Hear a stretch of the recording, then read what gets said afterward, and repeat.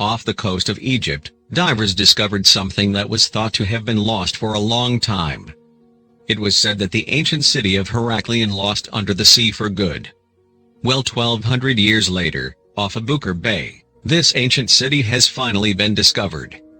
The city dates back to the 6th century BC and holds some of the most beautiful artifacts you can imagine.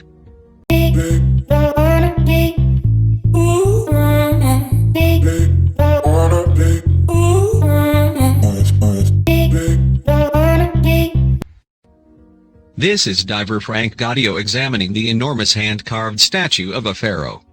This statue stands roughly 16 feet tall and was found near a large temple under the sea.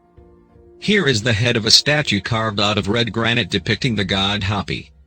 Hapi is known as the god of the flooding of the Nile.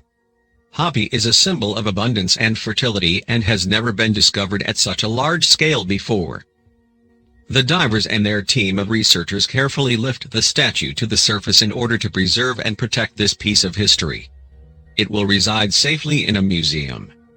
Here the pharaoh, the queen, and the god Hapi are laid on the barge next to a temple stele.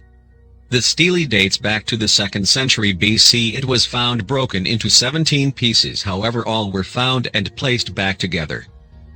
This gold plaque was found in the southern sector of the city.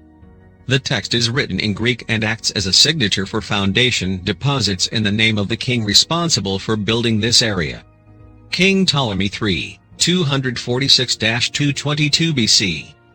In the reflection of this diver's mask we see a bronze statue of the god Osiris. The crown is the typical insignia of power, and this statue has eyes adorned with gold sheets. Every single detail of this site in Abuker Bay has been meticulously documented. Here a diver measures a red granite statue's feet below the surface of the ocean. A bronze oil lamp in excellent condition. This dates back to the 2nd century BC. Diver Frank Gaudio showing off the size of this inscribed stele. This was ordered to be built by Nectanebo I sometime between 378 and 362 BC. The divers carefully lift the enormous stele out of the water where it has been for well over 1200 years.